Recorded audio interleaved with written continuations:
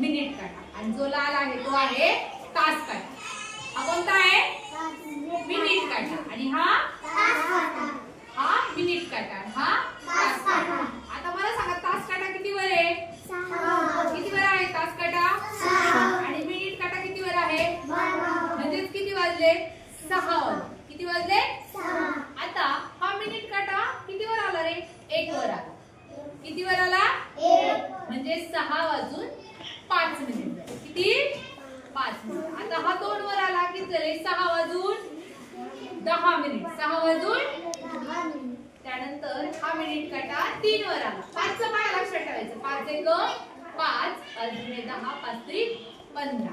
आता किती वाजले? 6 वाजून 15 मिनिटं म्हणजे 6:15. किती? 6:15. आता हा मिनिट काटा 4 वर आला.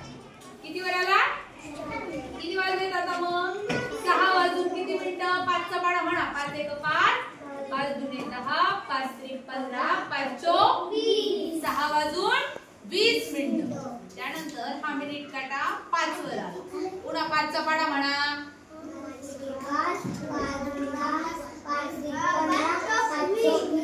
5 6 वाजून 25 मिनिट. आणि 6 चा काटा 6 वर. दोन्ही काटे 6 वर म्हणजे 6 वाजून किती मिनिट? मोजा.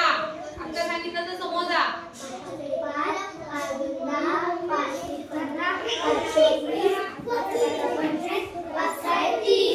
6 वाजून म्हणजे 6:30 वाजले. किती वाजले?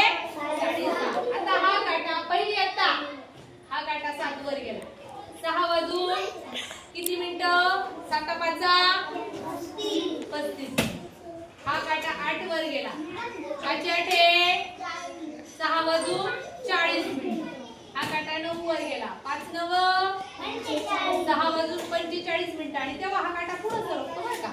हा 7 ला मिनिटं किती राहिले? आता 15 मिनिटं कमी राहिले म्हणजे 6:45 वाजले. किती? 6:45. 6 वाजून 50 मिनिटं. 6 वाजून 55 मिनिटं. आणि आता बघा तास काटा 7 वर आलाय. मिनिट काटा 12 वर गेलाय म्हणजे 7 वर. म्हणजे एका तासात किती मिनिटं असतात? 5 1 5 5 दुने 10 5 3 15 5 4 20 5 5 25 5 6 30 5 7 35 5 8 40 5 9 45 5 10 50 50 आणि 5 55 आणि 5 60. एका तासात किती मिनिटं असतात? 60. किती? आणि अर्धा तासात अर्धा तासात 30 मिनिटं असतात. किती? अर्धा तासात म्हणजे इथून काटा इथपर्यंत येईपर्यंत 30 मिनिटं. अर्धा तासात किती मिनिटं असतात? 30. आणि 1 तासात 60 मिनिटं. आता घड्याळ कळालं का? हे घड्याळ आपल्याला जेव्हा परीक्षेत प्रश्न येतो आपल्याला नाही समजलं, डोळ्यासमोर नाही आलं तरी घड्याळाचं चित्र काढायचं. तास काटा काढायचा. मिनिट काटा काढायचा. तास काटा हा छोटा असतो. मिनिट काटा हा मोठा असतो. कळलं? तास काटा जितके वर असतो तितके वर असतात. मिनिट काटा जितके वर असतो तितके मिनिट वर असतात. लक्षात ठेवा.